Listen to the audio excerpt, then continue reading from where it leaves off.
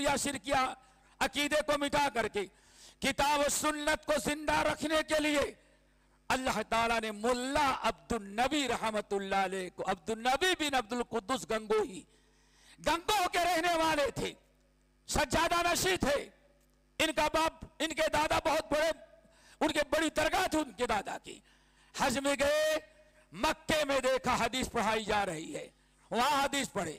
मदीने में आए, मदीने में हदीस, मस्जिद नबवी में हदीस देखा तो वही हदीस पढ़े। और हदीस पढ़ने के बाद अब ये और यही एक चीज और याद रखें, अल्लामा शमसुद्दीन तुर्की रहमतुल्लाह अलैह, बात समझ में आ रही ना? अल्लामा शमसुद्दीन तुर्की ये जब आए थे दिमश्क से तो 400 हदीस की किताबें लेकर के आए थे। कोई फिक़ह की किताब नहीं, कोई मंतिक फलसफे की नहीं, किताब किसकी लाए थे? 400 हदीस की किताबें लेकर के आया। अल्लाह ताला इसको कामयाब बनाए और जिस मकसद के तहत हम लोग यहाँ हैं, अल्लाह ताला उस मकसद से हमें नवाज दे। मेरे भाइयों, जैसे कि आप लोगों ने सुना होगा और हमें भी कल रात को पता चला कि मौजू जो है तारीख़ अहले हदीस है। तारीख़ अहले हदीस बहुत वसी चीज़ है। तारीख़ शुरू करने के पहले पहले दो तीन बातें आपके सामने हम रखते हैं। नंबर एक, आदमी अपना हम समझे कि हम हैं कौन। अहले हदीस अगर हम कहते तो अहले हदीस है क्या, क्या चीज़ है? किसी अगर हम अहले हदीस कहते तो हमारी क्या जिम्मेदारी है, हमारे क्या गुफ्तार, हमारे क्या किरदार, हमारे क्या मामलात होना चाहिए। इमाम अहमद बिन हंबल रहमतुल्लाह अलैह, शायद कभी मैंने सुनाया हो, अपनी मशहूर किताब अज़्ज़ुहदुल कबीर, इमाम अहमद बिन हंबल ने बहुत किताबें लिखी हैं। एक तो खालिस हदीस की है मुस्नद इमाम अहमद बिन हंबल, उसके अलावा और बहुत सारी किताबें हैं। एक है किताब अज़्ज़ुहदुल कबीर। ज़ुहदुल कबीर के अंदर एक वाक़या नकल करते हैं कि एक दिन उमर इब्नुल ख़त्ताब रज़ियल्लाहु ताला अन्हु खलीफतुल मुस्लिमीन हैं, बैठे लोगों में कुछ समझा रहे थे, कुछ तालीम दे रहे थे, कुछ हिदायत दे रहे थे। इतने में एक बद्दू आया। बद्दू जानते हैं, यानी खेड़े का रहने वाला, देहात का आदमी जो बिल्कुल बेचारा तालीम से तहजीब से नावाकिफ हो, आया। और आने के बाद बैठा भी नहीं, उसने फौरन सवाल किया, कहा कि या अमीर अल मोमिनीन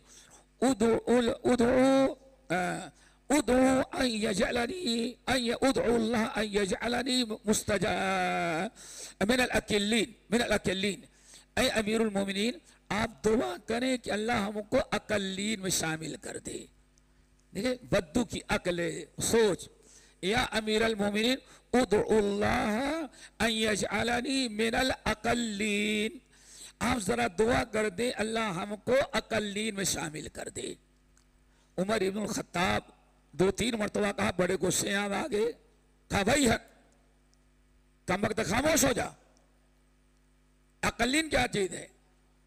कहा नहीं, आप दुआ करें कि अन यजअलनी मिनल अकल्लीन, अल्लाह हमको अकल्लीन में थोड़े लोगों में शामिल करे। बार बार इशार किया। अमीरुल मोमिनीन उसको डांट देते, वही हक बैठ जा, आमीन, तेरी कौन सी दुआ तू कर रहा है मैं आमीन कहूं? बात बढ़ी तो कुछ लोगों ने कहा, अमीरुल मोमिनीन जरा इसकी सुन तो लें, इसकी सुन ले कि क्यों इतना इशारा कर रहा है कि अल्लाह मुझको इतने वालों को नहीं बनाना, बस इतने वालों बनाना। समझ गए ना? यानी हमको ढेर वालों में नहीं बनाना, बल्कि थोड़े वालों बनाना, अकल्लीन में। क्यों? अल्लाह अकबर। दुआ करो हम सबको यही फहम हो। कहते हैं उमर इब्न खत्ताब ने कहा, बताओ क्या मतलब है? कहा अमीरुल मोमिनीन, कुरान पाक की कई आयतें नकील किया, वह कलीलुम मा तज़क्करून कलीलुम मिन इबादिय शकूर, नेक बंदे सिराते मुस्तकीम पर चलने वाले तो थोड़े ही होते हैं। वह इन तो अक्सर, अगर ज़्यादा लोगों इत्तिबा करना, सब गुमराह होते हैं, सब तो गुमराह होते हैं, पर कुछ थोड़े लोग होते हैं जिन पर अल्लाह करम करके हिदायत नवाजता है। عمر ابن الخطاب نے اس بدو کی یہ بات سن کر کے کہ ایک بدو انسان اتنی قرآنی آیات یاد رکھتا ہے اور کہتا ہے اللہ مجھے تھوڑے لوگوں میں شامل کرنا، کیوں؟ تیرا فرمان ہے قلیل من عبادی الشکور، اکثر بندے نافرمان ناشکرے ہوتے ہیں اور تھوڑے سے بندے شکر گزار ہوتے ہیں۔ اللہ اکبر، یہ بات کہی امیر عمر ابن الخطاب نے سنا، جوش میں کھڑے ہو گئے۔ ان کی ذرا کیا کہتے سادگی دیکھیں، کہا یا ایھا الناس کل الناس افقہ من عمر، اے لوگوں عمر کو عالم نہ سمجھنا، ساری دنیا کے لوگ جہاں تک یہ جاہل بھی بدو بھی عمر سے زیادہ دین سمجھتا ہے۔ اللہ اکبر، ہمارا اشارہ سمجھ گئے ہوں گے۔ لوگ کہتے ہیں تم کہاں ہو، تم تو دال میں نمک کے برابر ہو۔ میرے بھائی دال میں نمک کے برابر ہے، بغیر نمک کے دال بیکار ہوتی ہے، بغیر نمک کے دال بیکار ہوتی ہے۔ اگر سن لو تمہارے قول کے مطابق اہل حدیثوں کی تعداد دال میں نمک کے مطابق ہے تو یاد رکھو جیسے بغیر نمک کے سارا گوشت سالن دال اور کیا کہتے ہیں نمک والے کے بغیر کھانا برباد ہوتا ہے بیکار، ایسے اگر اہل حدیث نہ رہو تو تم سارے کے سارے بیکار و کنڈم ہی ہو جاؤ گے۔ یہ تو اللہ تعالیٰ کا بڑا شکر ہے کہ خالص قوم میں اب تک نظر آتے ہیں، وہ کرتے ہیں اشک سحرگاہی سے جو ظالم بدو۔ بیچ بیچ میں ایسے لوگ بھی ہیں اللہ رب العالمین نے رکھا ہے جو حق بتاتے ہیں اور حق بیان کر رہے ہیں۔ امام دعا کرو اللہ تعالی ہم سب کو اس نعمت مسلک اہل حدیث پر شکر ادا کرنے کی توفیق نصیب فرمائے۔ ابھی میں نے یہاں ایک واقعہ بیان کیا رائے درگے کے اندر، عبرت و نصیحت، ہمارے شیخ توحید پہ بات کر رہے تھے، توحید اور اتباع سنت، لا الہ الا اللہ محمد جب یہ دونوں ہماری درست ہو جائیں اور انہی دونوں پر ہمیں قائم رہنا ہے اور انہی دونوں کے درستگی پر ساری دنیا کی اصلاح موقوف ہے۔ اللہ اکبر۔ میرے بھائیو ایک صحابی ہیں ساسعہ، نام یاد رکھیں، ساسعہ بن معاویہ۔ کون؟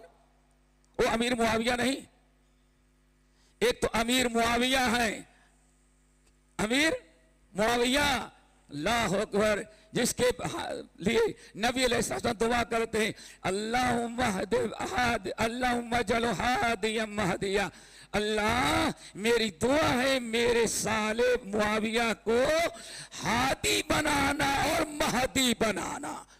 سارے نبیوں کا سردار امیر معاویہ کے بارے میں کیا دعا کرتا ہے؟ اللہ تعالی ہادی بناؤ اور مہدی بناؤ۔ اور ایک کالی پگڑی والا ہے جس کا دل بھی بدبخت کا کالا ہو گیا ہے، کالی پگڑی سے کم بخت کا دل بھی کالا ہوا، وہ امیر معاویہ کو دنیا کا سب سے بڑا مجرم قرار دیتا ہے۔ اپنے سالے کو تو سر پر بیٹھاتا ہے، نبی کے سالے کو گالیاں دیتا ہے۔ خسرت دنیا والآخرہ، دنیا بھی خسارے میں اور آخرت بھی خسارے میں۔ ساسعہ بن معاویہ رضی اللہ تعالیٰ عنہ، ذرا غور سے سننا، کتنی بڑی نعمت سے نوازا ہے ہم کو اور آپ کو توحید اور سنت۔ میرے بھائیو ساسعہ بن معاویہ کہتے ہیں کہ میری دو اونٹنی اور دونوں اشراء تھی، اشراء نہیں، اشراء کے بعد الف اور حمزہ لگا دیں۔ دو اونٹنی ہماری گائے کہیں بھٹک گئی چلی گئی اور دونوں اونٹنی اشراء تھی۔ عربی زبان میں عرب کے لوگ اشراء ان اونٹنیوں کو کہتے تھے جن کے جو گاوین ہو 10واں مہینہ چل رہا ہو۔ عربوں میں سب سے بڑی دولت دوستو گاوین اونٹنی تھی۔ ان کی دو اونٹنیاں چرنے کے لیے چھوڑا، کہیں چرنے لگی اور چرتے چرتے بھٹک گئی، کہیں چلی گئی، اور دونوں گاوین تھی، آج بچہ دے گی یا کل بچے دے گی، پرسوں دے گی یا نرسوں دے گی۔ ایسی حالت میں سب سے بڑی دولت عربوں کے لیے اونٹنی تھی، اس لیے وہ اونٹنی کی بڑی لحاظ کا خیال رکھتے تھے۔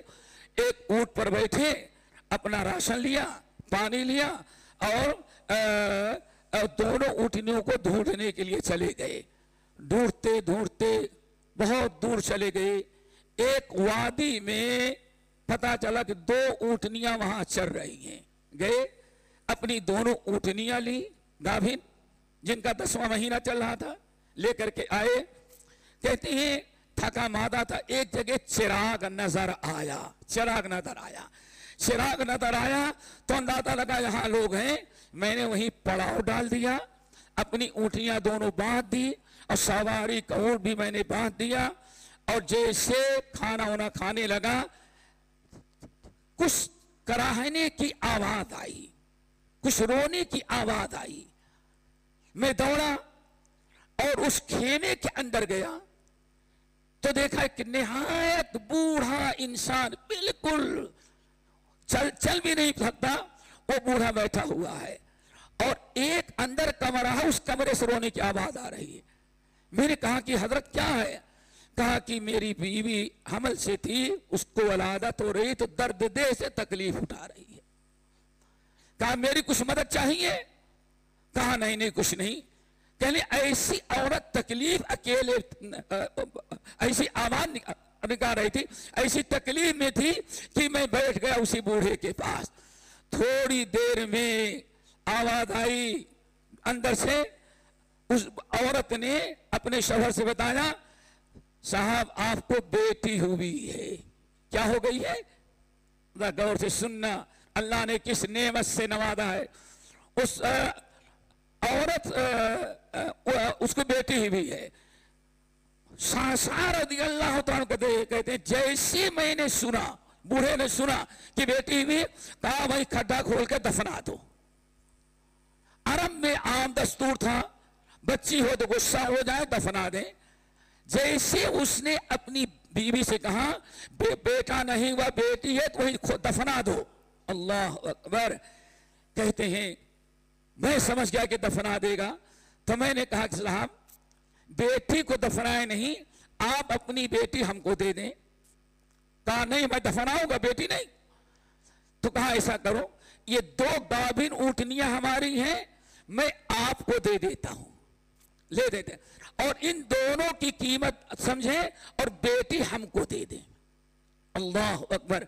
کہتے ہیں بیٹی ہم کو دیا اور 2 اونٹنیاں لے لیا اس نے۔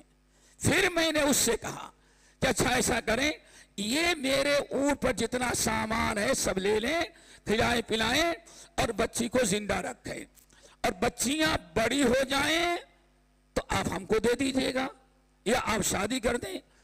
کہا نہیں، اب بہت مشکل سے راضی ہوا کہ دونوں اونٹنیاں بھی لیں گے اور تب ہم بچی کو کھلائیں گے پلائیں گے۔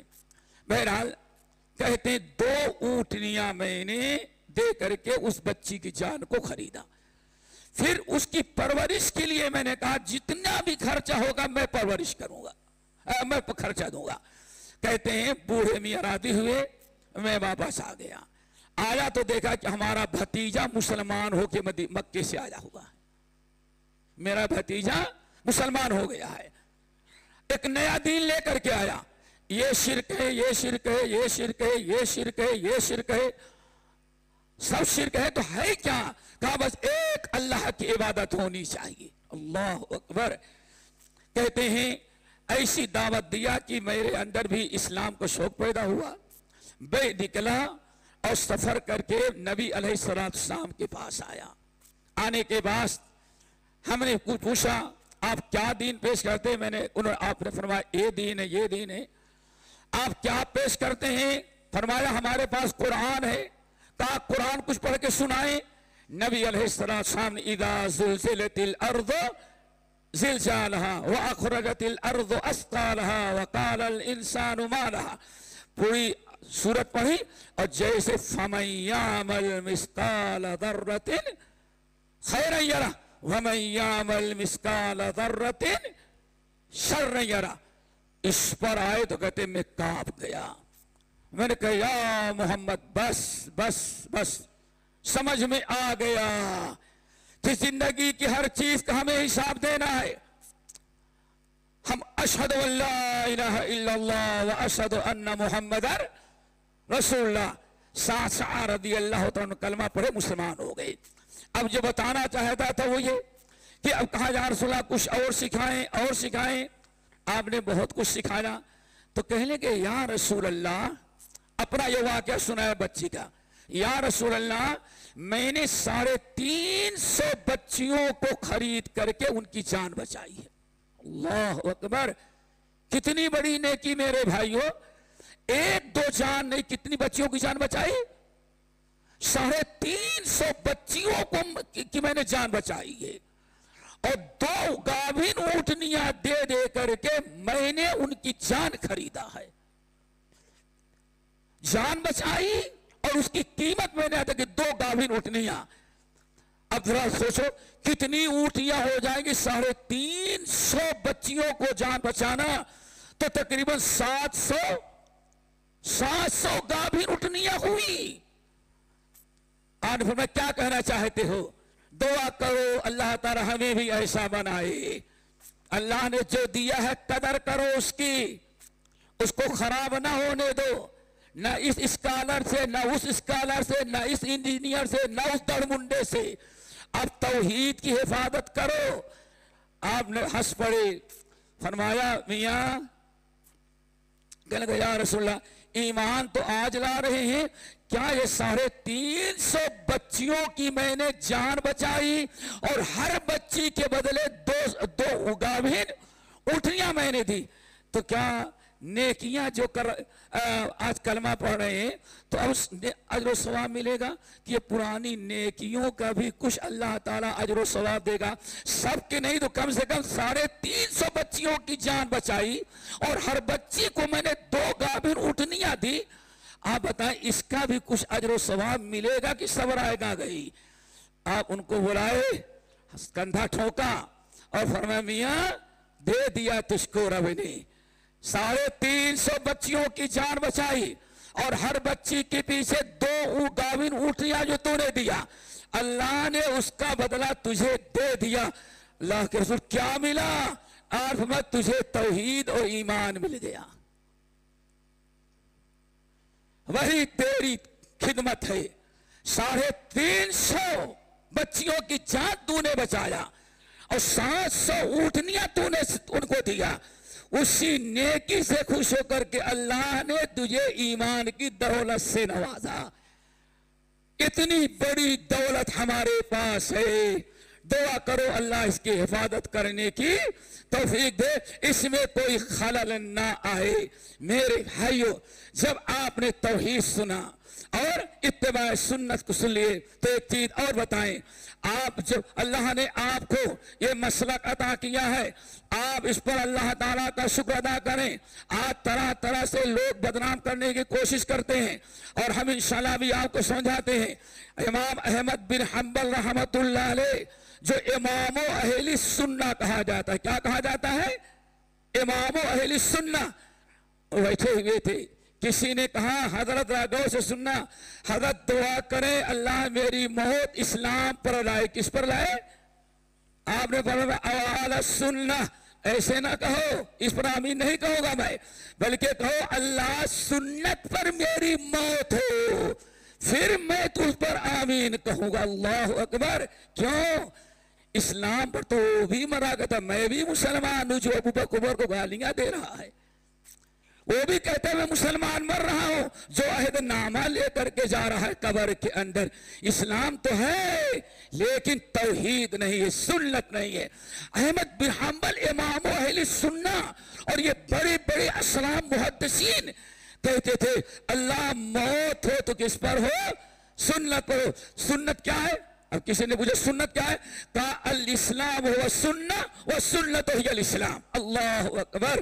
कितनी प्यारी बात। अहमद बिन हंबल और बहुत सा उनके शागिर्दों ने कहा लोगों असली में सुन्नत ही अल इस्लाम, सुन्नत ही असल में इस्लाम है और इस्लाम असल में सुन्नत है। इस्लाम किसको कहते हैं शेख? किसको कहते हैं? क्या ख्याल है आप लोगों का? कोई बता सकता है? اسلام کس کو کہتے ہیں؟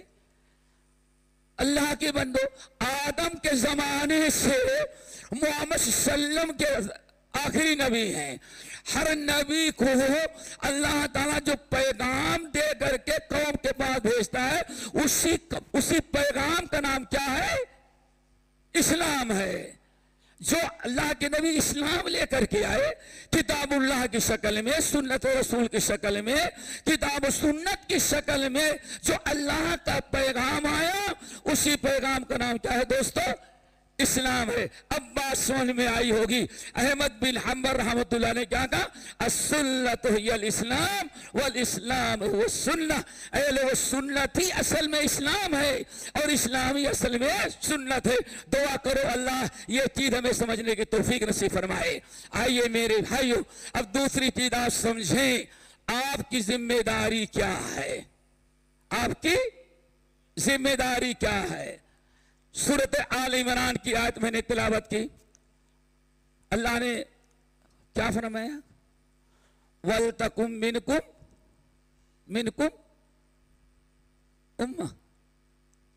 أُمَّةٌ وَلْتَكُمْ مِنْكُمْ أُمَّةٌ. تم میں ایک گروہ ہر وقت ایسا موجود رہنا چاہیے. یہ جملہ یاد رکھنا. وَلْتَكُمْ مِنْكُمْ أُمَّةٌ. اے لوگو، کلمہ پڑھنے والوں، تم میں ہر وقت ایک امہ. کیا امہ کس کو کہتے ہیں دوستو؟ ذرا سمجھے، امہ کس کو کہتے ہیں؟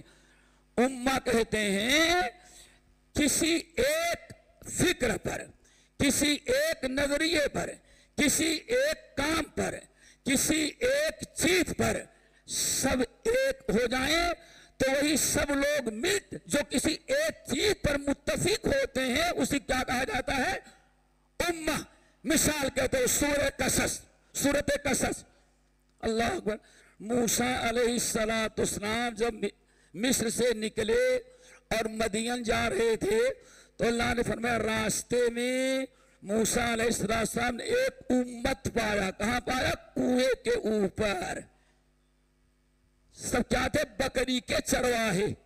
دیکھیں، بکری جتنے تھے مرد عورت سب کا پیشہ کیا تھا؟ بکریاں چرانا. تو اللہ نے ان کو کہا امت. آپ ایک امت ہیں. کیوں؟ یہاں سے لے کر کے وہاں تک، مشرق سے لے کر کے مشرق تک، جنوب سے لے کر کے شمال تک، ہم ایک امت ہیں. کیا مطلب؟ سب کی ایک فکر ہے، کتاب اللہ اور سنت رسول. کتاب اللہ اور سنت رسول، یہی اصل میں امت ہے. بہرحال آپ نے فرمایا، اللہ نے فرمایا وَلْتَكُمْ مِنْكُمْ أُمَّةٌ. لوگوں، تمہارے اندر ایک امت ہر وقت ہونا چاہیے. یعنی ایک گروہ، ایک جماعت تمہارے اندر ہر وقت ہونا چاہیے. قیامت تک ہر وقت ایک امت ایسی ہونی چاہیے. اور وہ امت 3 کام کرے گی. نمبر 1، یدعون الی الخیر. 3 ذمہ داری ہوگی. ہر وقت ایک ایسی امت کو ہونا ضروری ہے جو 3 کام کرے گی. نمبر 1، یدعون الی الخیر. لوگوں کو، قوم کو خیر کی دعوت دے گی. اب خیر کیا ہے؟ امام ابو حنیفہ رحمۃ اللہ علیہ کے استاد جعفر صادق کہتے ہیں خیر سے مراد ہے الکتاب والسنہ. تب مطلب کیا ہوا؟ وَلْتَكُمْ مِنْكُمْ أُمَّةٌ يَدْعُونَ إِلَى الْخَيْرِ. تم میں ہر وقت ایک ایسی جماعت ہو جو لوگوں کو کتاب و سنت کی دعوت دے رہی ہو. ایک جماعت ہونا ضروری ہے. یہ سورۃ النساء کی آیت جو لوگوں کو کتاب و سنت کی دعوت دیتی ہو. نمبر 2، وَيَأْمُرُونَ بِالْمَعْرُوفِ. معروف کی توحید سنت کی دعوت دے رہی ہو. شرک و کفر، منکرات و محرمات سے منع کر رہی ہو. اور آگے اللہ نے فرمایا نمبر 3، وَيَنْهَوْنَ عَنِ الْمُنْكَرِ. برائی سے منع کرتی ہو. اللہ نے یہ کام گروہ ہے. تمام اہل علم کے نزدیک، یا وَلْتَكُمْ مِنْكُمْ أُمَّةٌ يَدْعُونَ إِلَى الْخَيْرِ وَيَأْمُرُونَ بِالْمَعْرُوفِ وَيَنْهَوْنَ عَنِ الْمُنْكَرِ. یہاں جو ایک امہ، ایک گروہ ہونا ضروری ہے. تمام اہل علم کہتے ہیں اس سے مراد وہ ایک گروہ ہے جس کے متعلق اللہ نے کیا فرمایا کہ لا تزال طائفۃ من امتی، میری امت میں ہمیشہ ایک گروہ ایسا رہے گا جو باطل کا مقابلہ کرتا رہے گا اور حق کی دعوت دیتا رہے گا، جس کو کہتے طائفہ منصورہ. طائفہ منصورہ. پتہ چل گیا. اس قرآن کی اس آیت پر غور کریں تو ایک گروہ جس کے متعلق اللہ فرماتے ہیں ایک گروہ اس امت میں ہمیشہ موجود رہے گا، اور نبی علیہ السلام فرماتے لا تزال طائفۃ من امتی، میری امت میں ایک گروہ ہمیشہ ایسے موجود رہے گا جو اسی دین کی دعوت دے گا جو دین ہم لے کر کے آئے ہوئے ہیں.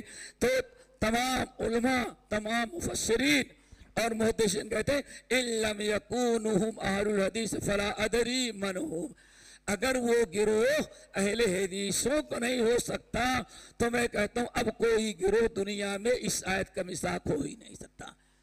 مبارک ہو تمہیں، اللہ نے تمہیں اس گروہ میں شامل کیا جس کا تذکرہ قرآن مجید میں ہے. اور ایک بات اور بتا کے ہم بات کو آگے بڑھائیں، آپ لوگ اپنا مقام سمجھیں. بڑی طویل حدیث ہے، کسی اور موقع پر سنن ابی داؤد، سنن ترمذی، ابن ماجہ، سنن ترمذی، مسند احمد بن حنبل بسند صحیح موجود ہے. حدیث کے راوی ہیں ثوبان رضی اللہ تعالی عنہ. بھائی یہ بات سمجھ میں آ رہی ہے؟ آپ کا تذکرہ کہیں قرآن میں ہے اہل حدیث کا؟ جماعت اہل حدیث کا تذکرہ کہیں ہے قرآن میں؟ نہیں ہے. ابھی تو میں نے بتایا کہ وَلْتَكُمْ مِنْكُمْ أُمَّةٌ، ایک گروہ ہو. پھر آئے ایک موقع پر اللہ کے رسول نے بڑی عجیب سے بات کہی. اہل حدیث بھائیو، موضوع پڑھانے کے پہلے میں بتانا چاہتا آپ ہیں کون. ایک موقع پر اللہ کے رسول نے ارشاد فرمایا، ہم نے حدیث کا حوالہ دیا، امت میں بڑے فتنے ہو گئے. نمبر 1، میری امت میں 40 یا 30 آدمی پیدا ہوں گے، کلہم یزعم انہ نبی، اور نبوت کا دعویٰ کریں گے میں کون ہوں، اللہ کا نبی ہوں، اور سب کے سب کذاب اور جھوٹے ہوں گے، جس میں ایک مرزا غلام احمد قادیانی تھا. آن فرمائے میرے بعد ایسا فتنہ ہوگا، ہوشیار رہنا، اس امت میں ایسے لوگ پیدا ہوں گے تقریباً بڑے بڑے بہت پیدا ہوں گے. ایک شکیل حنیف بھی پیدا ہوا ہے بدبخت، گلی کے اندر چوہے کی طرح چھپا ہوا ہے اورنگ آباد کے اندر، کبھی باہر نہیں نکلتا. سب سوچو ہے نبوت، لیکن ٹاپ کے جیسے مرزا غلام احمد کم بخت تھا. بڑے بڑے 30 ہوں گے، اور بعض روایتوں میں 40 آیا ہوا ہے. ایک فتنہ طے ہوگا کہ 30 آدمی یا 40 آدمی کیسے پیدا ہوں گے جو نبوت کا دعویٰ کریں گے اور ہر ایک کو اپنی طرف بلائیں گے. دوسرا فتنہ ذرا غور سے سننا، ستلحق قبائل امتی بالمشرکین، میری امت کے بہت قبیلے، یہ ذرا سمجھنا دوستو تاکہ آپ کو اپنا مقام سمجھ میں آئے. اللہ رسول فرمائے دوسری پیشین گوئی، وَسَتَلْحَقُ قَبَائِلُ أُمَّتِي بِالْمُشْرِكِينَ، میرے امت کے بہت سارے لوگ ہوں گے وہ مشرکوں سے جا کر کے مل جائیں گے. اللہ اکبر. ذرا غور سے سنیں تاکہ تاریخ سمجھ میں آئے. تاریخ کے پہلے اپنا مقام سمجھو اہل حدیث ہو، اپنا مرتبہ سمجھو، اپنی ذمہ داری سمجھو. ستلحق قبائل امتی بالمشرکین، میری امت کے قبیلہ ایک قبائل بہت سارے قبیلے کن کے راستے پہ چلے جائیں گے؟ مشرکین. اس سے آگے نمبر 3، وَسَتَعْبُدُ قَبَائِلُ أُمَّتِي الْأَوْثَانَ، میری امت کے بہت سارے لوگ اوثان کی پوجا کرنے لگیں گے. کتنے فتنے ہو گئے بیٹے؟ 3. نمبر 1، 30 آدمی پیدا ہوں گے، 40 آدمی جو نبوت کا امت کے لئے فتنہ ہوں گے. نمبر 2، ستلحق قبائل امتی، میرے امت کے بہت سارے قبیلے मुशरिकों से मिलेंगे। अब मिलने का दो तरीका, एक उनमें घुस जाए वहां रहने लगे, नंबर दो उनके तौर तरीके को अपना ले और उनके जैसे नंबर 3 बुत की पूजा करने लगे। लेकिन एक लफ्ज याद है, रुक जाए, क्या आवाज बाहर तक जा रही? जोर जारी रखें, चलो भाई जारी रखें। चलो दूसरी चीज गौर करें, तीसरी चीज वसताबुदु कबाइल उम्मती अलौसान, मेरी उम्मत के बहुत सारे कबाइल, बहुत सारे लोग वसन की पूजा करेंगे।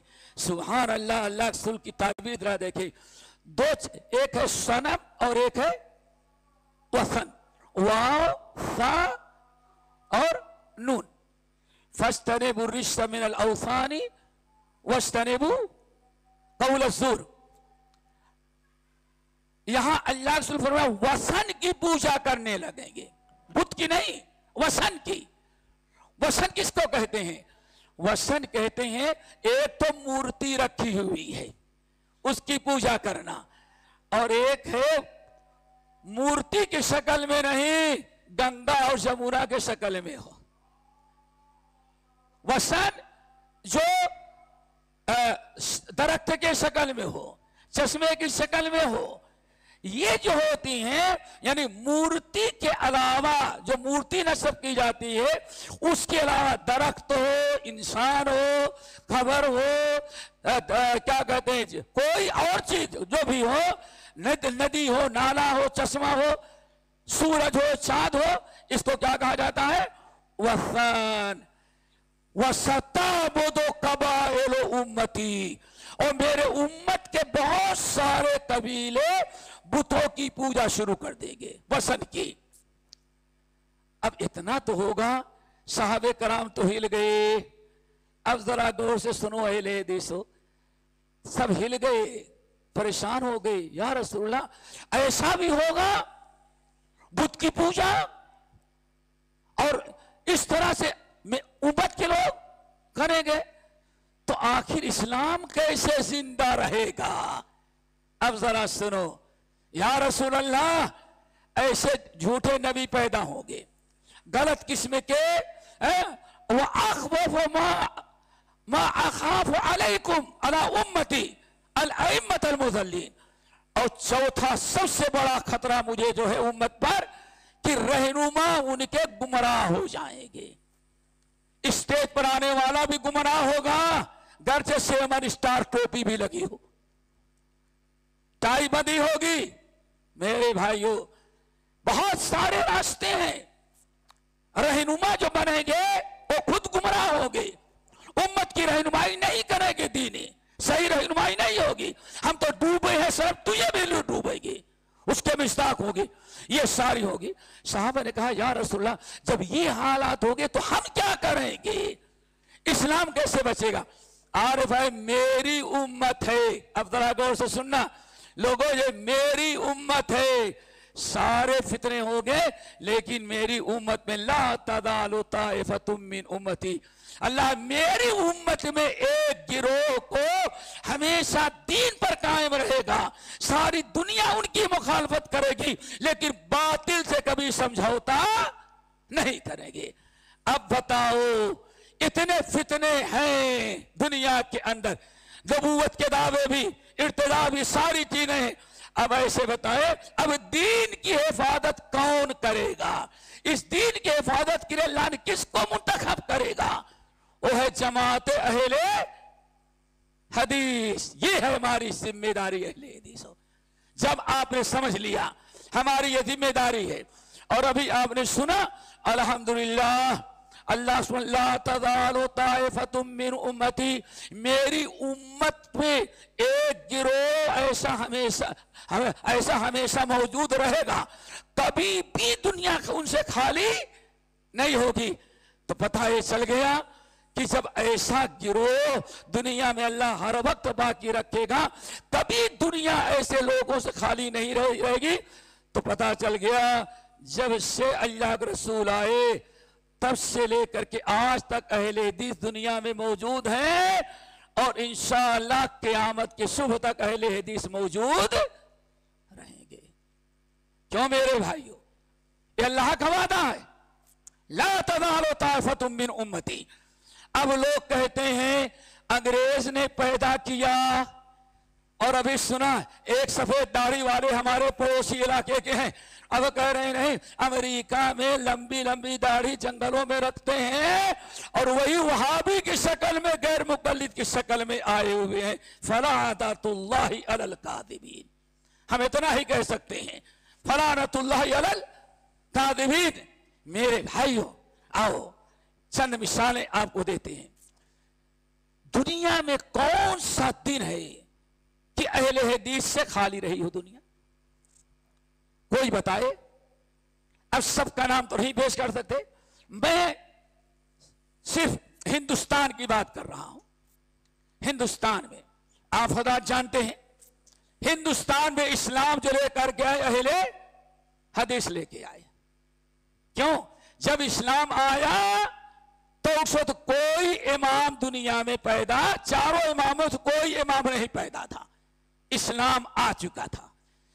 اب وہ کون سے کس فرقے کے ماننے والے لوگ تھے جو اسلام لے کر کے آئے تھے؟ صرف کتاب و سنت والے. نمبر 2 کہا جاتا ہے محمد بن قاسم نے جب سندھ کو فتح کرنے کے بعد جب وہاں جو مسجد بنائی تھی، ایک مسجد، ایک اہل حدیث مسجد، جامع مسجد جو بنایا تھا، اس کے اندر ایک ایسا مدرسہ کھولا تھا جس میں ایک وقت میں 4000 طالب علم حاصل کیا کرتے تھے. ماشاءاللہ. کون سا دین ہے دنیا میں جب اہل حدیث نہ رہے ہوں؟ آئیں بڑے اختصار کے ساتھ اس ساحلی علاقوں کے علاوہ اب محدثین جو خاص طور سے فتنے برپا ہو، خوارج پیدا ہو گئے، معتزلہ پیدا ہو گئے، قادریہ پیدا ہو گئی، تقلید کا سلسلہ شروع ہو گیا، اس وقت بھی ہندوستان بر صغیر کو ایک دن کے لیے بھی اللہ نے اہل حدیثوں سے خالی نہیں رکھا. نمبر 1 309 ہجری. 9 کتنی؟ 309 ہجری یعنی 4تھی صدی ہجری.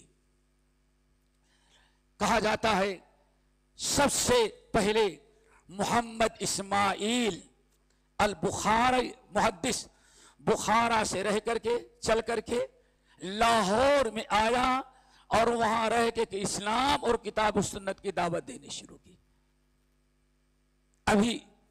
ابھی کسی امام کی فقہ ہندوستان میں نہیں آئی تھی، کسی بھی امام کی فقہ نہیں آئی تھی پورے ہندوستان میں. اب آپ اندازہ لگائیں کیوں؟ فقہ کی تدوین اور 4 مسلح بنے ہی نہیں تھے ابھی، لیکن اہل حدیث ہندوستان میں کتاب و سنت کی دعوت لاہور میں بیٹھ کر کے دے رہا تھا انسان. یہ بہت بڑی دلیل ہے کہ ہم بہت پرانے ہیں اور سب سے پہلے ہم ہیں. اسی لیے کہتے ہیں ان کی دعوت سے کتاب و سنت کہتے ہیں وَهُوَ أَوَّلُ مَنْ نَشَرَ الْحَدِيثَ وَنَشَرَ السُّنَّةَ فِي الْهِنْدِ. سب سے پہلا انسان جس نے ہندوستان کے شمالی حصوں میں ساحلی علاقوں کو چھوڑ کر کے جو سب سے پہلے آیا ہے اور جس نے نبی کی سنت بیٹھ کر کے پڑھانا شروع کیا اور لوگوں میں عام کیا، وہ محمد اسماعیل البخاری رحمت اللہ علیہ تھے. اللہ تعالیٰ اس مرد مومن کی قبر کو نوروں سے بھرے اور ان کے لیے ہم سب کو صدقے جاریہ بنائے. اور کہا جاتا ہے کم سے کم مسلمانوں کے علاوہ 50,000 لوگوں ان کی دعوت سے کلمہ پڑھ کے مسلمان ہوئے تھے. چلو اس کے بعد 4تھی صدی آ گئی، اب 5ویں صدی. الحمدللہ ابو الحسن علی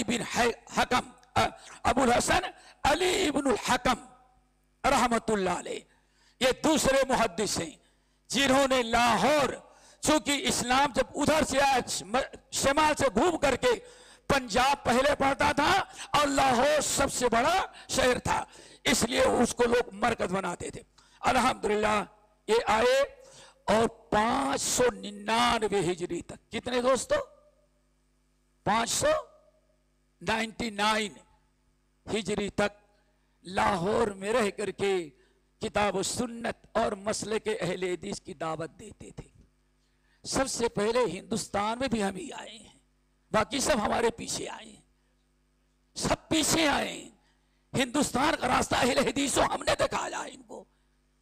ہاں آنے کے بعد پاور ملا تو ہم کو بھول گئے اور ہم کو مٹانے کی کوشش کی. شکر تم نے ادا نہیں کیا. نمبر 3 آؤ 6 صدی ہجری. کتنی؟ 4، 5 اور 6. دنیا کا اپنے وقت کا سب سے بڑا محدث ابو الفضل رضی الدین ساغانی رحمت اللہ علیہ، جنہوں نے لاہور کو مرکز بنایا، بر صغیر میں حدیث کی خدمت کی، عام کیا، کتابیں لکھی. اور مبارک ہو اہل حدیث و تمہیں کہ تمہیں ایسا امام اور ایسا محدث لاہور کے اندر عطا کیا تھا جو صرف بر صغیر کا محدث نہیں تھا، بغداد میں اس سے مسلک اہل حدیث پھیلا. ہندوستان سے بغداد اور بغداد سے یمن تک، عراق، ان تمام علاقوں میں یہ مرد مومن ابو الفضل رضی الدین السغانی رحمت اللہ نے کتاب و سنت کی دعوت دیتے رہے. میرے بھائیوں یہ 6 صدی ہجری کا معاملہ ہے. کتنے سن گزر گئے؟ 6 صدی. اب میں چلتا رہے، جاری رکھیں. ہاں یاد رکھیں گے؟ یاد بھی رکھیں گے. آگے ہر صدی میں بتانا چاہتا ہوں. دیکھو ہر صدی میں کتنی صدی گزر گئی؟ 6 صدی. اب 7ویں صدی، نہیں 8ویں صدی ہوگی نا، 7ویں. کیوں؟ سگانی کی وفات 650ویں، تو 6 تو گزر گئی نا. اب 7ویں اور 8ویں. اللہ اکبر. تعجب کریں گے، شیخ الاسلام ابن تیمیہ رحمت اللہ علیہ، شیخ الاسلام ابن تیمیہ رحمت اللہ علیہ، جن کی وفات 728 ہجری ہے. کتنی؟ 728. یعنی 7ویں صدی کی اواخر اور 8ویں صدی کی ابتدا. الحمدللہ اس مرد مومن نے دمشق کے جیل میں رہ کر کے بھی کتاب و سنت کی ایسی دعوت تھی، مسلک سلف اہل حدیث کی، کہ تعجب کریں گے ان کے کم سے کم 3 شاگرد ہندوستان کے اندر آئے حدیث کا علم لے کر کے، اور یہاں آ کر کے ہندوستان میں آباد ہوئے.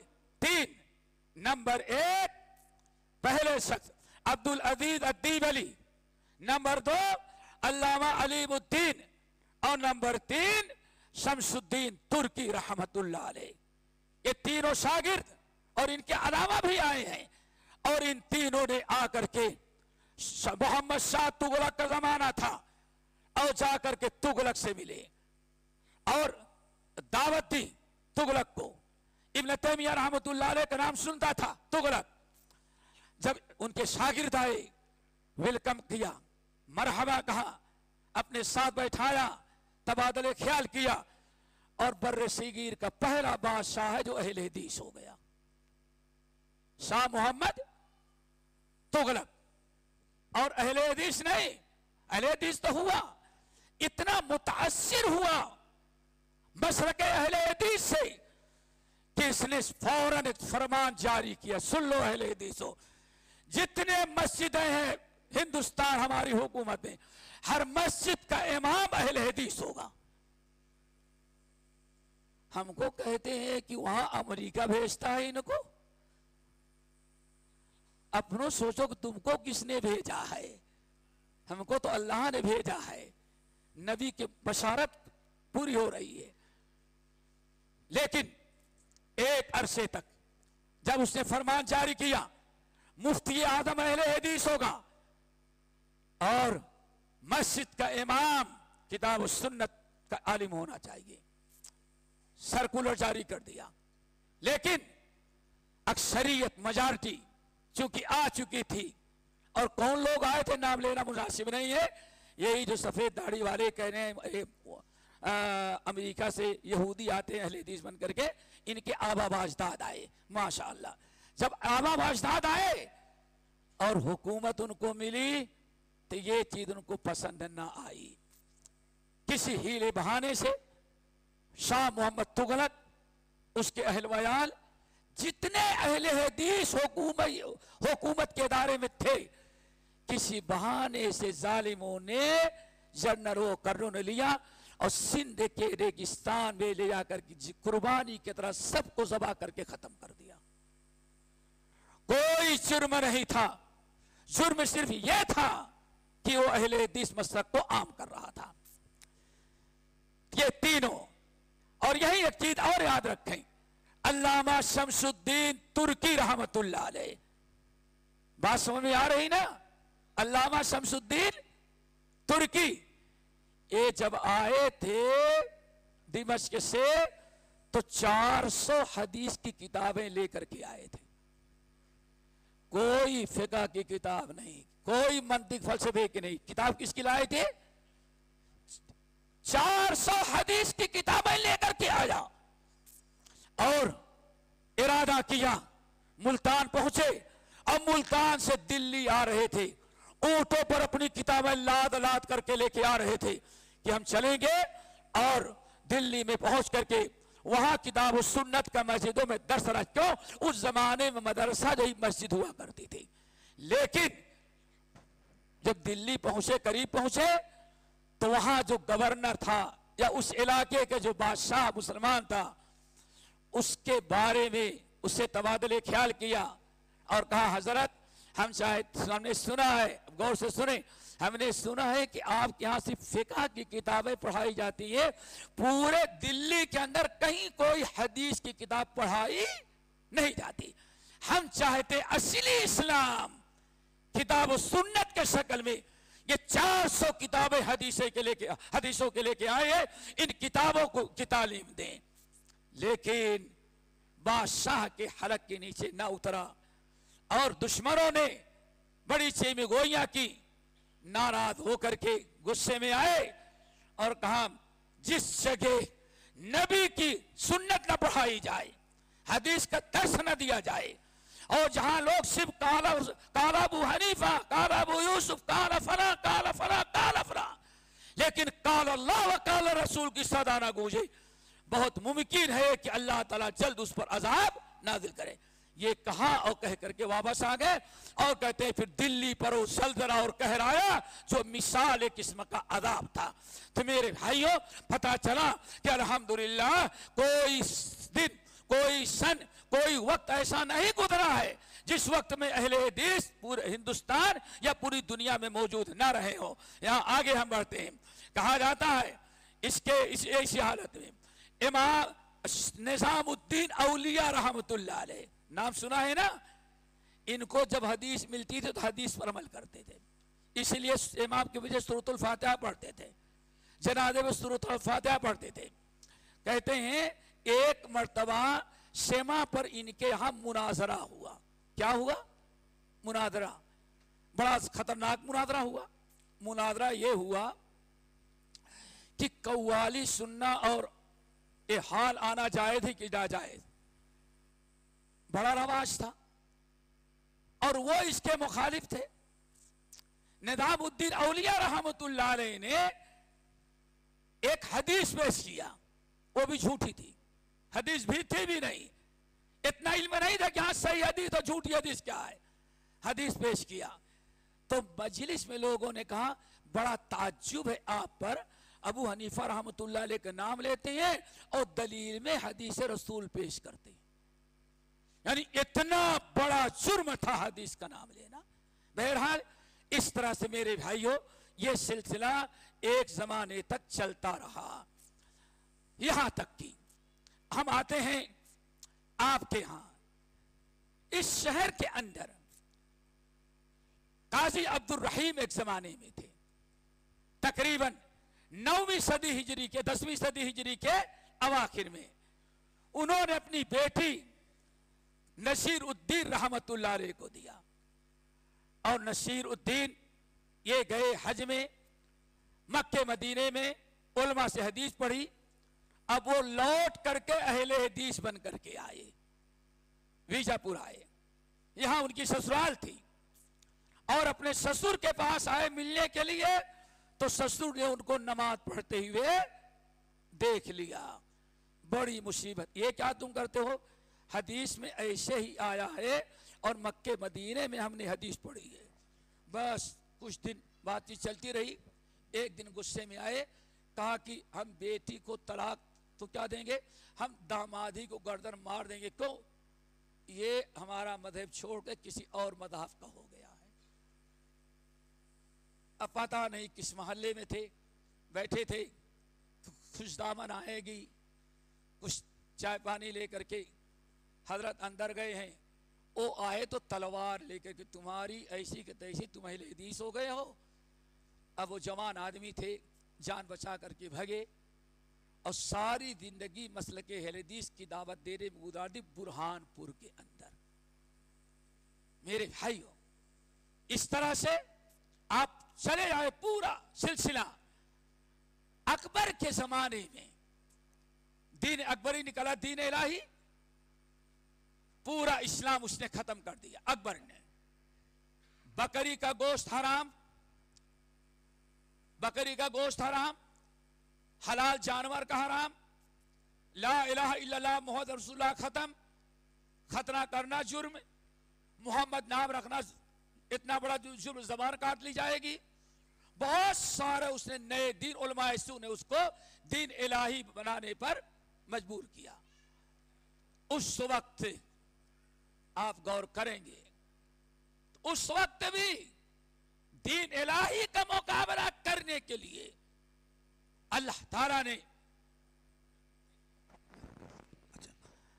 اس وقت دین الہی کا مقابلہ اور اس کفریہ شرک کو مٹا کر، کفریہ شرکیہ عقیدے کو مٹا کر کے کتاب و سنت کو زندہ رکھنے کے لیے اللہ تعالیٰ نے ملا عبد النبی رحمت اللہ علیہ کو، عبد النبی بن عبد القدس گنگوہی، گنگو کے رہنے والے تھے، سجادہ نشی تھے. ان کا باپ، ان کے دادا بہت بڑے، ان کے بڑی درگاہ تھی ان کے دادا کی. حج میں گئے، مکے میں دیکھا حدیث پڑھائی جا رہی ہے، وہاں حدیث پڑھے. مدینے میں آئے، مدینے میں مسجد نبوی میں حدیث دیکھا تو وہی حدیث پڑھے. اور حدیث پڑھنے کے بعد اب یہ ملا مفتی اعظم تھے، پورے ہندوستان کے مفتی اعظم تھے، اکبر کے دم شیخ الاسلام تھے یہ. اب آئے تو اہل حدیث بن کر کے آئے. اب عجیب سا زمانہ ہو گیا جب مولا عبد القدوس رحمت اللہ علیہ آئے، جن کی وفات 991 ہجری میں ہوئی ہے. اللہ اکبر. وہاں انہوں نے کتاب و سنت کی دعوت دی اور دین اکبری کی، دین الہی کی مخالفت کی، اصلاح کرنا چاہا، اور لوگوں نے مل ملا کر کے کہا یہ بے دین ہو گیا ہے، اور اکبر کو چڑھا کر کے مرتد قرار دیا. اور اکبر نے اپنے قلعے میں ان کی گردن مڑوا کر کے سیاہ میں پھینک دیا اور کہا کسی کو جنازے کی نماز پڑھنے کی اجازت نہیں ہوگی. اس طرح سے اہل حدیثوں پر مظالم کے پہاڑ ڈھائے گئے. لیکن کہنا یہ تھا، انہوں نے مسجد بنائی. کس نے؟ مولا عبد النبی رحمت اللہ علیہ نے، عبد النبی بن عبد القدوس نے. یاد رکھو، اگر کبھی دلی جانا تو مسجد مولا عبد النبی جا کر کے دیکھنا. ہو سکتا ہے اب مٹا دیا گیا ہو. ابھی چند سال پہلے تک ادھر سنو، ایک بورڈ لگا ہوا تھا، وہاں بورڈ لگا ہوا تھا، اور بورڈ میں لکھا کیا ہوتا؟ لکھا تھا شیخ الاسلام زائر الحرمین اور شیخ الحدیث بالعالمین، اللہ بالاجماعی. اللہ اکبر. ذرا غور سے سنو. کہتے ہیں بورڈ لگا ہوا تھا کہ مسجد کس نے بنائی؟ شیخ الاسلام زائر الحرمین. اس مسجد کے بنانے والے کون ہیں؟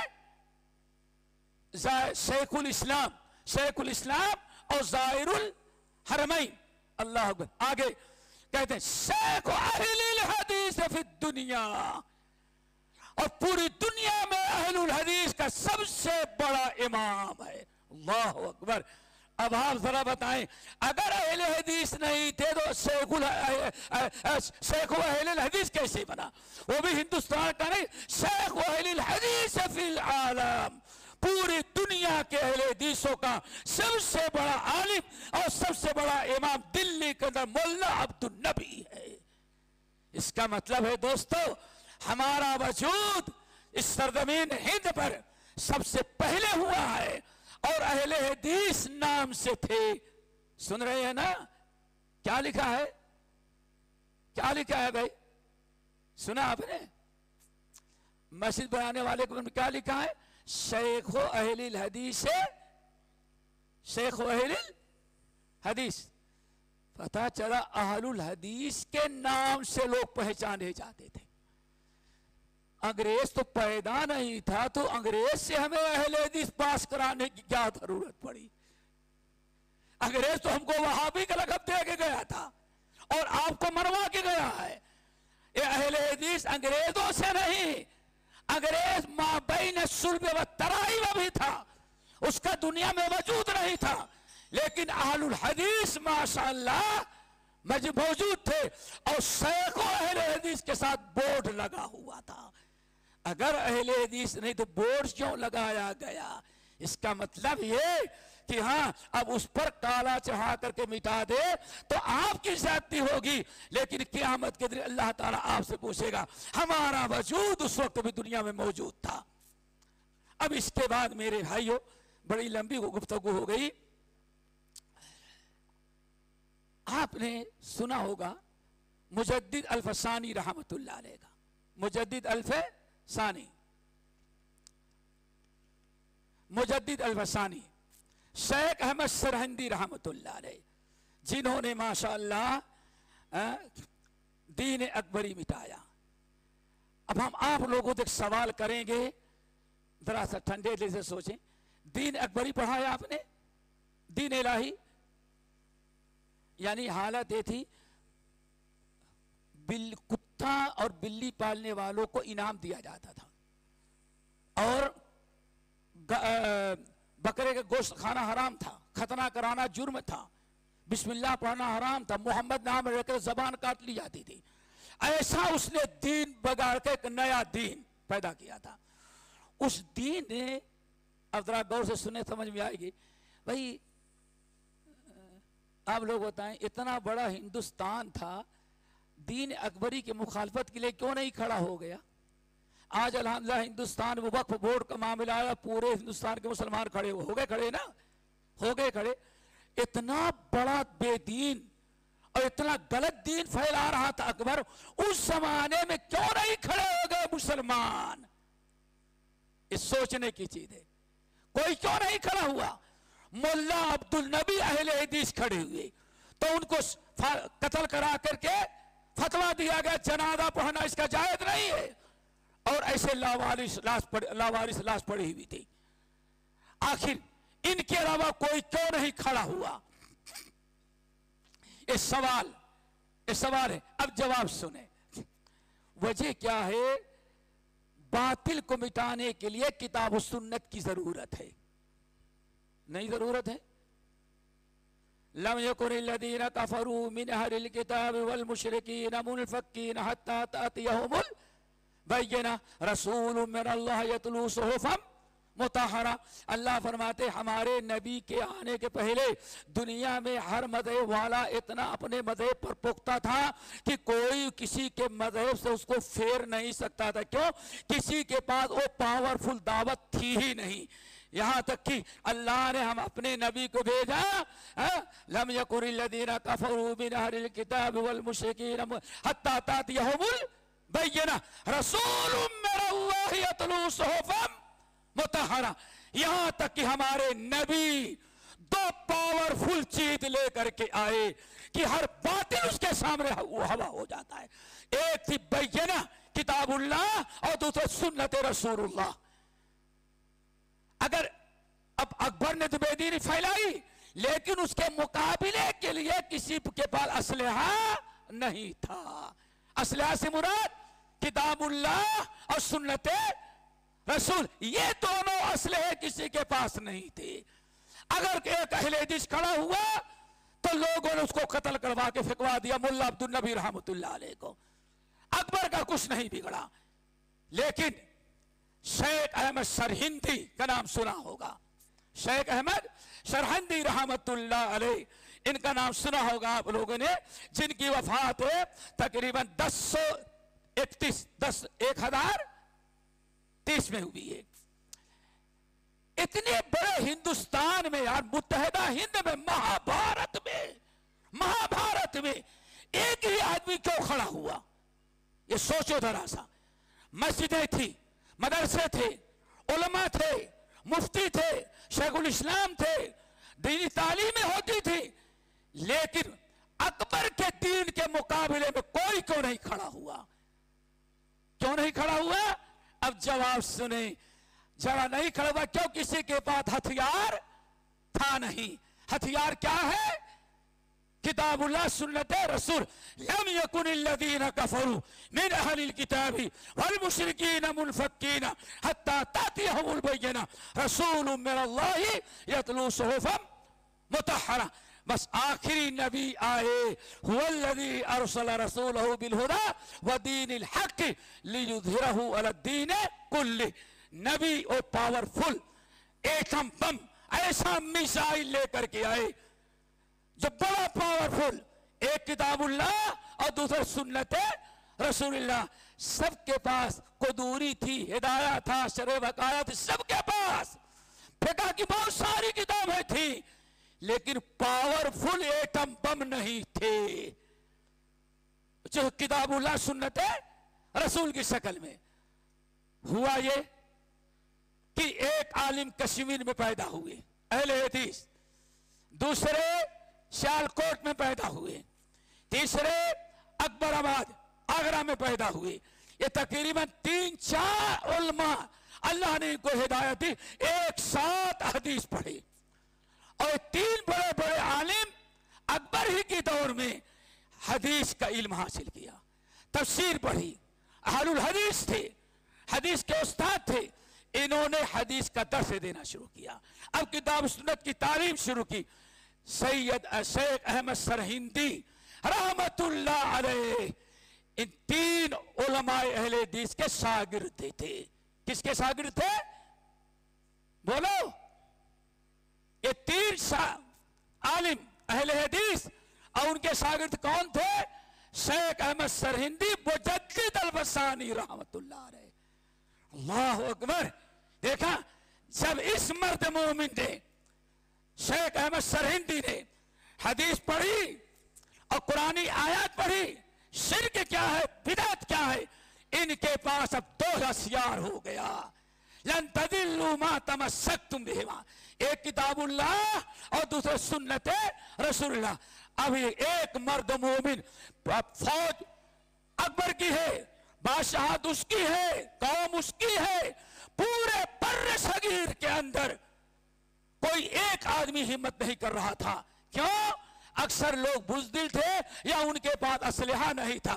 لیکن جب شیخ احمد سرہندی مجدد البصانی رحمت اللہ علیہ نے کتاب السنت کے علم حاصل کیا, اب کتاب السنت کے علم نے ان کو مجبور کیا اکیلا ایک مرد مومن کھڑا ہو کر کے باقاعدہ مقابلہ کیا دین اکبری کا. اور اللہ نے اس کو جیل میں ڈالا گیا, وہاں بھی کتاب السنت کی تعلیم تھی. یہاں تک کہ ایک مرد مومن گرچہ مکمل اہل حدیث نہیں تھے, لیکن کتاب السنت پڑھے, شرک بدعات مٹاتے تھے.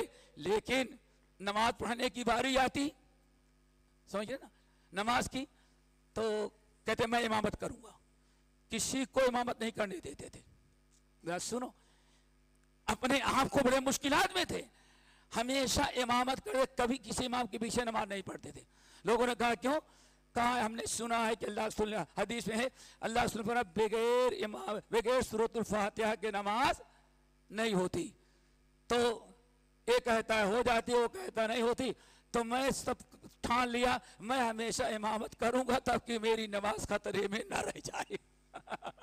میری نماز خطرے میں نہ رہ جائے.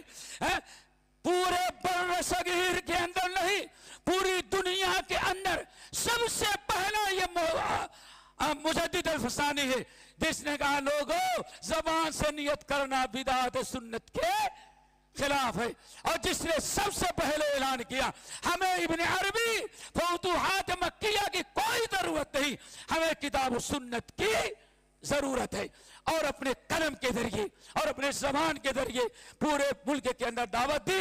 اللہ نے ان کی مدد کیا، آخرکار دین اکبری کا آج دنیا میں کہیں وجود باقی نہ رہ گیا۔ پھر کہوں گا یہ کون تھے؟ مجدد الفسانی۔ اکبر کے دین کی مخالفت کس نے کیا؟ ملا عبد النبی رحمت اللہ علیہ، جو شیخ و اہل حدیث وقت سمجھے جاتے تھے، ان کو قتل کرایا۔ لیکن ان کے شاگردوں میں ان کے بعد یہ مرد مجاہد کھڑے ہوئے جنہوں نے باقاعدہ اللہ نے مدد کیا، اور دین اکبری کا ایسا ملیہ میٹ ہوا کہ اب تو لوگ جانتے ہی نہیں ہوگے کون سی بلا تھی۔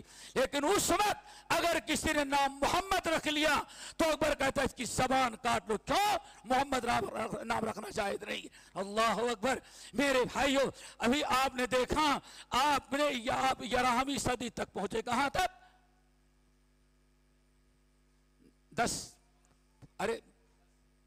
1033 ہو گئے نا بھائی؟ ہاں تو 11ویں شروع ہو گئی نا، 11ویں شروع ہو گئی نا۔ فکر اب آئیں، اب آپ بتائیں، ہم نے نبی صلی اللہ علیہ وسلم کے زمانے سے 10 سال تک کی تو لسٹ پیش کر دی، کیا خیال ہے آگے پیش کریں کہ اگلے سفر میں؟ آج بیان کر دیں کہ اگلے سفر میں؟ کہیں بھوکے نہ ہو ہمارے بھائی، کیا خیال ہے بھائی؟ سنیں گے؟ چلو تھوڑا مختصر کر دیتے ہیں تاکہ کچھ آئندہ کے لیے باقی رہے، ورنہ شاید پھر نہیں بلائیں گے کبھی مولانا صاحب۔ اتنا چھوڑ کے جاؤ تاکہ پھر کبھی یاد کریں ہم کو تھوڑا سا۔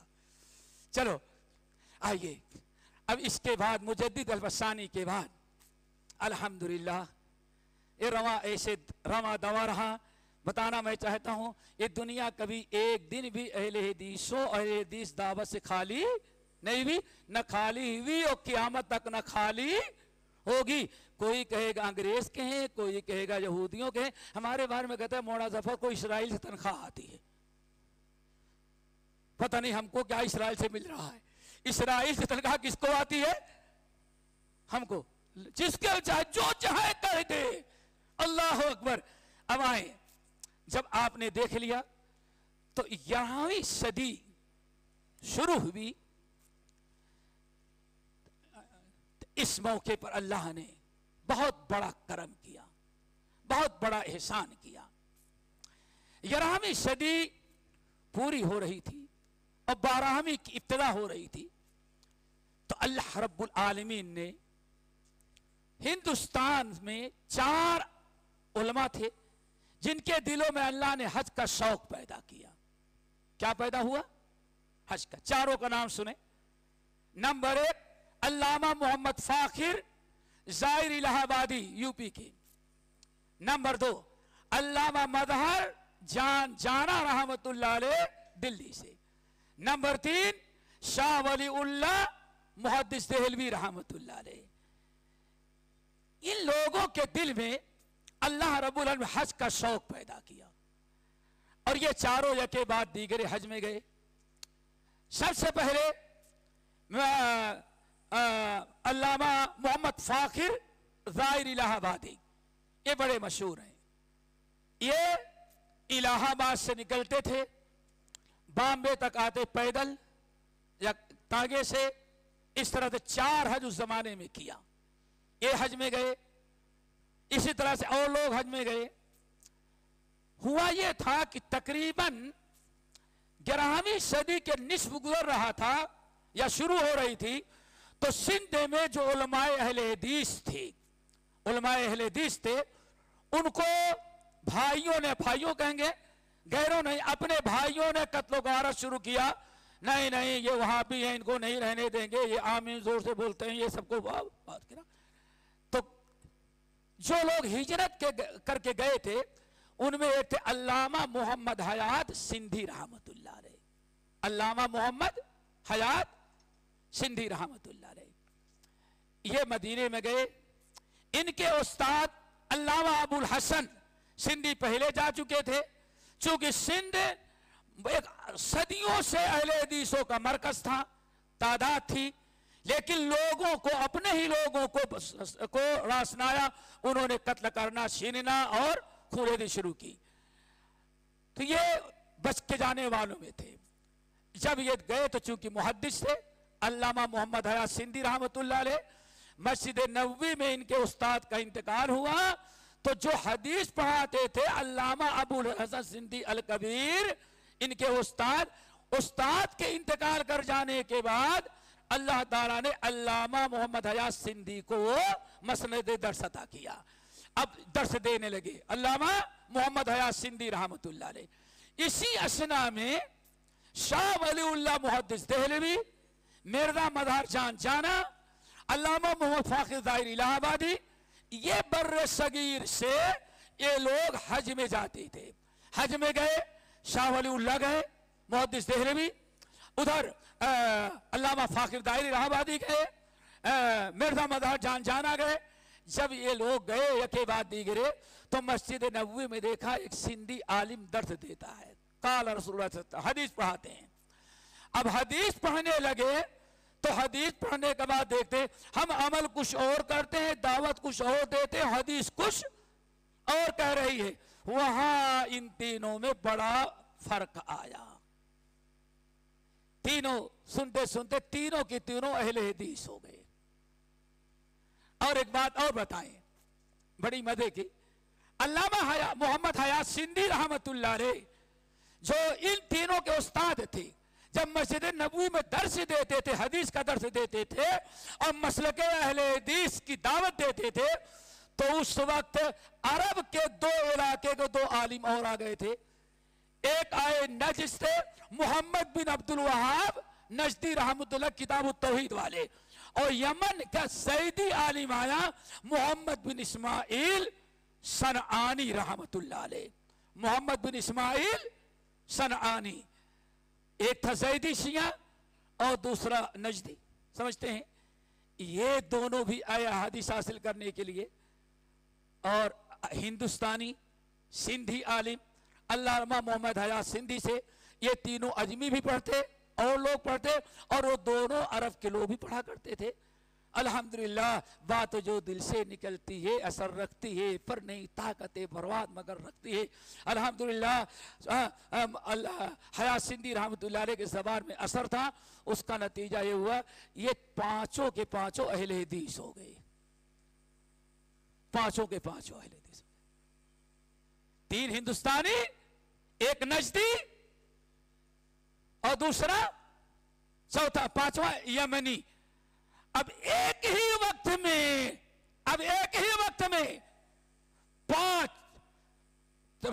3 ملکوں میں ایک ساتھ کتاب و سنت اور مسلک سلف اور مسلک اہل حدیث کی دعوت شروع ہو گئی. یہیں سے میں کہتا ہوں کہ بھائی وہابی ہم کو نہ کہو، جس کو وہابی کہتے وہ بھی ہندوستانی عالم کا شاگرد تھا. یہ فخر ہے ہمیں ہندوستان پر. شیخ الاسلام محمد عبد الوہاب نجدی، ان کا بھی استاد حدیث استاد عقیدہ کون تھا؟ علامہ حیات سندھی رحمت اللہ علیہ تھے. ایک ہی وقت میں 3 ملکوں میں کتاب و سنت کے 5 ائمہ شروع ہو گئے. 3 ہندوستان میں، ایک نجد میں اور ایک یمن میں. ایک ساتھ دعوت شروع ہوئی. اللہ ان بزرگوں کی قبروں کو نوروں کو سے بھر دے. شاہ اسماعیل ولی اللہ الحمدللہ اب وہاں سے جب آئے حدیث پڑھ کر کے آئے تو اورنگزیب کے زمانے سے ایک مدرسہ تھا، مدرسہ رحیمیہ نام یاد رکھ، مدرسہ رحیمیہ. ان کے والد شاہ ولی اللہ کے والد شاہ عبد الرحیم اس مدرسے کے مالک تھے، اس میں پڑھاتے تھے. انہوں میں شاہ ولی اللہ پڑھے تھے، بڑے بڑے لوگ پڑھے تھے. لیکن شاہ ولی اللہ جب حج کر کے آئے تو کچھ اور بن کر کے آئے. اب انہوں نے 2 چیزیں اور پڑھانا شروع کیا. پہلے سے منطق، فلسفہ، حکمت اور فقہ پڑھاتے تھے. वसूल फ़िक़्ह। अब ये आए मंतिक, फलसफा, अब फ़िक़्ह, वसूल फ़िक़्ह और सिहा सित्ता का दर्स, निसाब तालीम, सिहा सित्ता को की तालीम शुरू कर दी। अब सिहा सित्ता बुखारी, मुस्लिम, तिरमिज़ी, नसई, इब्न माजा, अबू दाऊद।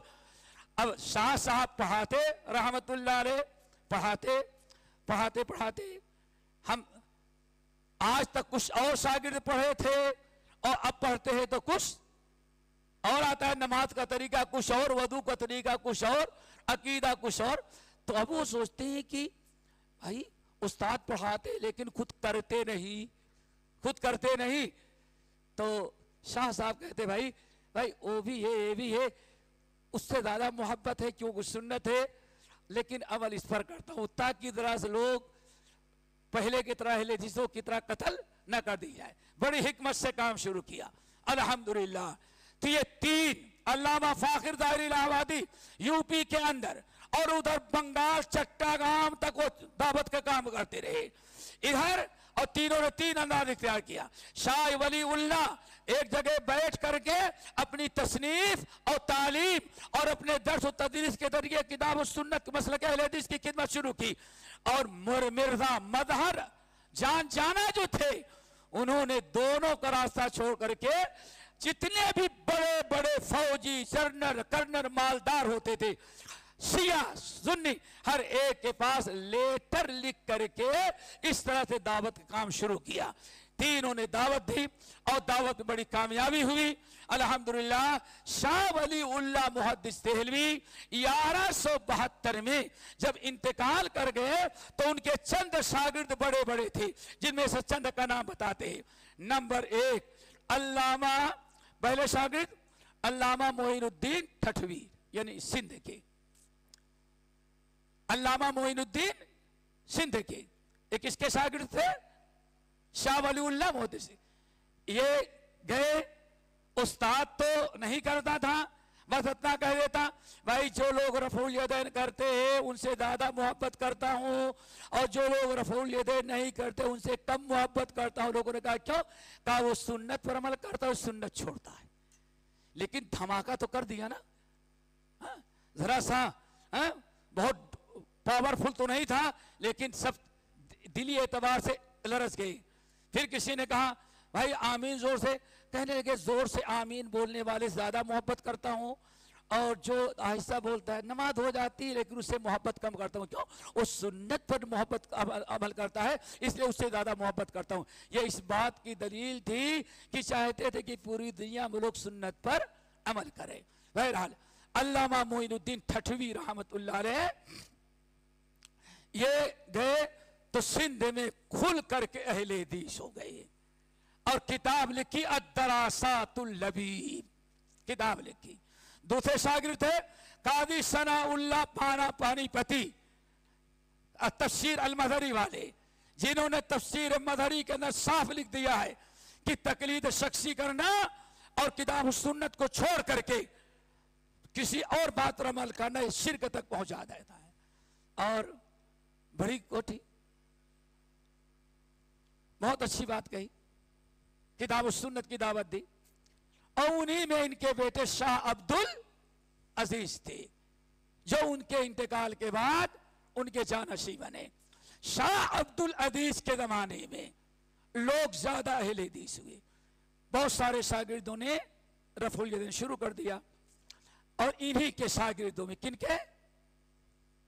शाह इस्माइल, शाह अब्दुल अजीज के शागिर्दों में मौलाना उबैदुल्लाह बंगाली सबसे पहले साउथ इंडिया दक्कन में, और अपने इल्म, अपने शोध, अपने तकवा की वजह से दक्कन हुकूमत में सरकारी वकील बन गए अल्हम्दुलिल्लाह, हैदराबाद दक्कन के।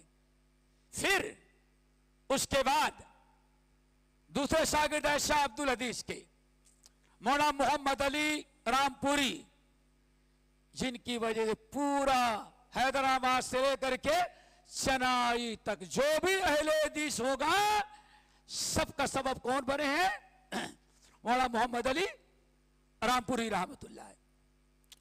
मौलाना हैदर अली रामपुरी इस तरह से अल्हम्दुलिल्लाह ये साउथ इंडिया में चप्पे चप्पे दूर दूर तक अहले हदीस मसलक इनकी बरकत से आने लगा। शाह इस्माइल शहीद रहमतुल्लाह अलैह, शाह इस्माइल शहीद रहमतुल्लाह अलैह, मखसूसुल्लाह उनके चचादाद भाई, और इसी तरह से उमर शाह इस्माइल शहीद के बेटे, इन तमाम लोगों ने खुल करके अहले हदीस मसलक का जामे मस्जिद के सीढ़ियों से ऐलान किया। अब दिल्ली के अंदर और इस तरह से साउथ इंडिया में पूरे इलाकों में, पूरे हिंदुस्तान में इस तरह से अहले हदीस बराबर पहुंचते गए, और बातें बड़ी लंबी हो जाएंगी, लेकिन मैं इसी पर खत्म करता हूं। एक आखिरी बात बता करके इंशाअल्लाह वही हम सब के लिए खिताब हो मिस्क होगी। शाह अब्दुल अजीज के शागिर्दों में से एक शागिर्द शाह मोहम्मद इसहाक थे। ये शेखुल कुल मियां नदीर हुसैन के उस्ताद थे। जब शाह मोहम्मद इसहाक हज हिजरत करके, पहले जो मदरसा रहीमिया था शाह अब्दुल रहीम के बाद शाह वलीउल्लाह के बाद शाह अब्दुल अजीज ने अपने नवाज से शाह इसहाक को अपना गद्दी नशी बनाया था।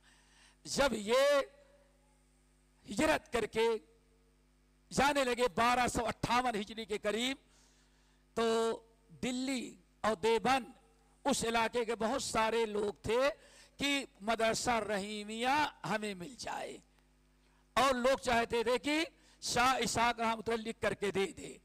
बहुत ही कोशिश की, लेकिन शाह इसहाक बिल्कुल खामोश रहे।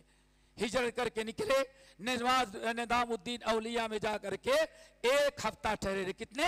एक हफ्ता ठहरे रहे। जिनको मुलाकात करनी होती वहां आते रहते। सब लोग जाते, कागज और कापी लेकर के जाते कि उस्ताद लिख के दे दे कि मेरे बाद मदरसे रहीमिया का मालिक कौन होगा? हम होंगे। बड़े उम्मीदवार थे, लेकिन जाने वाले दिन से एक दिन पहले उन्होंने अपने होनहार शागिर्द अहले हदीस आलिम सैयद नजीर हुसैन मुहद्दिस देहलवी शेखुल कुल फिल कुल के नाम लिख दिया और इजाजत दे दिया कि हमारे नायब तुम हो और मदरसा वो तुम चलाना। अब औरंगजेब से जो मदरसा लो उनके कब्जे में था, अब अहनाफ के कब्जे से निकल किसके कब्जे में आ गया? अहलुल हदीस शेखुल कुल मियां नज़ीर हुसैन बिहार मुंगेर के रहने वाले थे। बड़ी मुश्किलों के साथ आए थे, इल्म हासिल किया, अल्लाह ने बहुत बड़ा आलिम बनाया और उसके बाद उस मदरसे को चार चांद लगाया और पूरी दुनिया के अंदर इल्म हदीस तकरीबन 70 साल तक, कितने साल तक?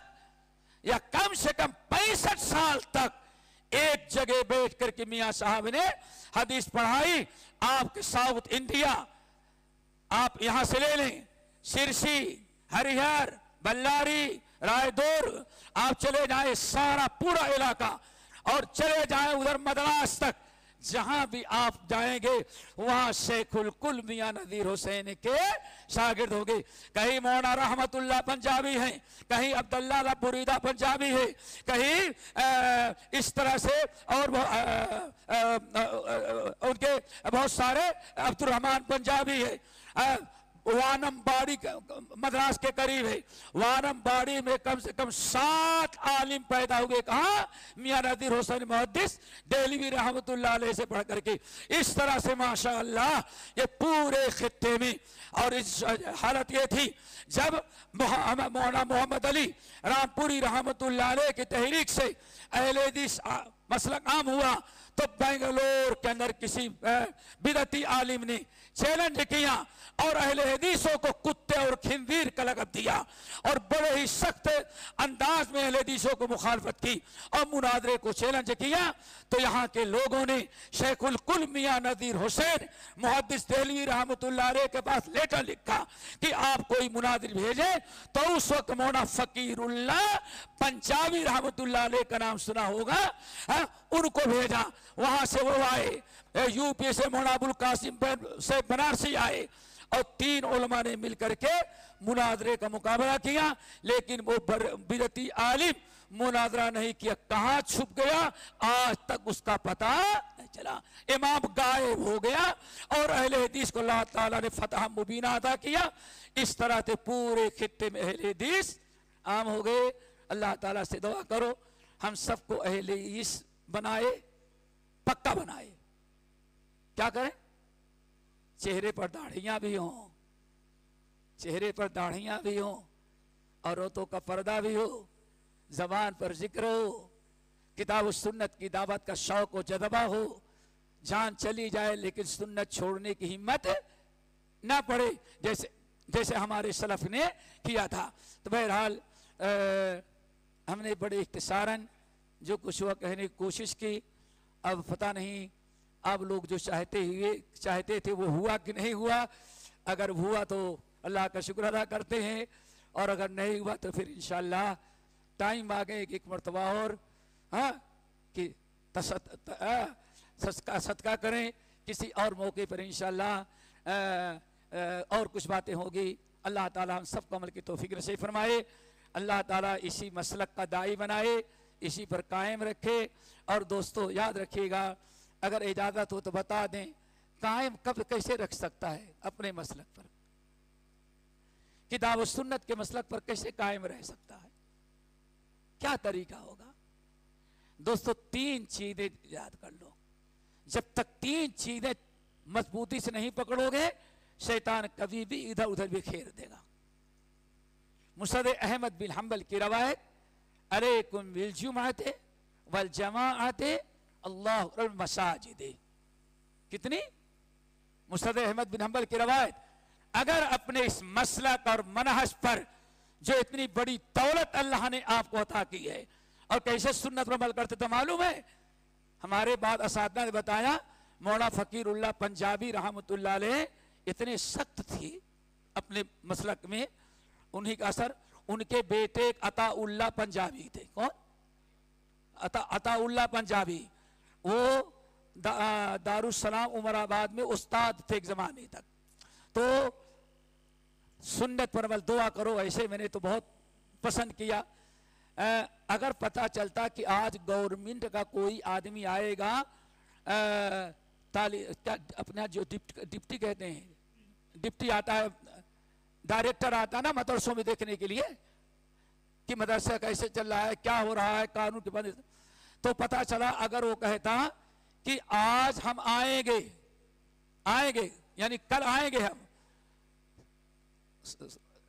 हुकूमत का आदमी कहता कल मैं आऊंगा देखने के लिए, तो अल्लाह सुन्नत की पैरवी हो तो ऐसे शेख ताज्जुब करेंगे। तो हमारे बाद असातिज़ा भी दुबई आए थे तो हमको बताया, जो उनके शागिर्दों में से थे, मौलाना अताउल्लाह पंजाबी रहमतुल्लाह अलैह, कहते हैं उनका तरीका यह था, पता चला कि आज कोई गैर मुस्लिम आएगा तफ्तीश के लिए, तो वो फजर के बाद आते पढ़ाने के लिए। अब पता नहीं कब आएगा, तो कह जाते थे कि वो कहते हैं वो आते तो बैठते ही नहीं थे क्लास में। नहीं समझे? क्लास में आते तो बैठते नहीं थे, खड़े होकर के सुबह ही से पढ़ाते रहे। अगर वो 2 बजे तक नहीं आता था तो 2 बजे तक खड़े पढ़ाते, तो बैठते नहीं थे। लोगों ने कहा क्यों? कहा कि कहीं मैं बैठ के पढ़ाता रहा और वो जालिम आ गया तो उसके लिए खड़े होंगे तो अल्लाह के रसूल की सुन्नत की मुखालफत हो जाएगी। अल्लाह अकबर। गंवा दी हमने जो असलाफ से मीरास पाई थी। ये हमारे असलाफ थे, सुबह फजर से लेकर के दोपहर तक खड़े होकर के पढ़ाते थे। क्यों? ताकि सुन्नत की मुखालफत ना हो जाए। अगर वो आया, अगर खड़ा ना हुआ तो शिकायत करेगा, अगर खड़े होते तो रसूल की सुन्नत की मुखालफत हो, जान चली जाए सुन्नत नहीं छोड़ूंगा, कितनी भी तकलीफ हो। कहते बसाओ का 2 ज़ुहर तक खड़े होकर के पढ़ाते, बैठते नहीं थे। क्यों? ताकि नबी की सुन्नत हाथों से ना छूट जाए। दुआ करो ऐसे हमें सुन्नत की पैरवी करने वाला बनाए।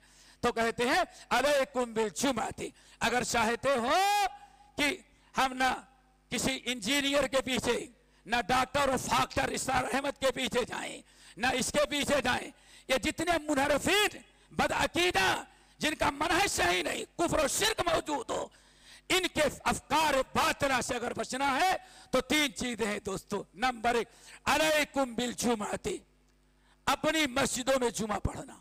جمعہ کہاں پڑھنا؟ اپنی مسجدوں میں۔ اگر ہر جگہ پڑھ لینا تو اتنے کروڑوں خرچ کرنے کے بنانے کی کیا ضرورت تھی؟ اسی لیے بنائی گئی کہ ہاں سنت کے مطابق آپ پڑھیں، اول وقت پڑھیں، سنت کے مطابق خطبہ سنیں۔ علیکم بالجمعۃ، کبھی جمعہ نہیں چھوڑنا۔ نمبر دو، والجماعت، اور یہ جو جماعت حق کا ہے کتاب و سنت کی، اس جماعت اور اس کے علماء کو نہیں چھوڑنا۔ اگر تم نے جماعت اور علماء کو چھوڑا تو یاد رکھنا، رسی وَاعْتَصِمُوا بِحَبْلِ اللَّهِ جَمِيعًا، یہ مسلک اہل حدیث، مسلک سلف، یہ کتاب و سنت کا مسلک، اس کو اللہ نے حبل اللہ قرار دیا ہے۔ یہ اللہ کی رسی ہے، اور اللہ کی رسی چھوڑ دینے کے بعد پتہ نہیں کہاں گرو گے۔ اس لیے اپنی مسجد، اپنا جمعہ، اپنی جماعت سے کبھی کنارہ کشی نہ کرو۔ انشاءاللہ ہمیشہ آپ صراط مستقیم پر قائم رہیں گے۔ اللہ ہم سب کو عمل کی توفیق نصیب فرمائے، اور ایسے بار بار اللہ تعالیٰ مل بیٹھنے کی توفیق دے۔ اقول قولی ھذا واستغفر اللہ من کل ذنب واتوب الیہ۔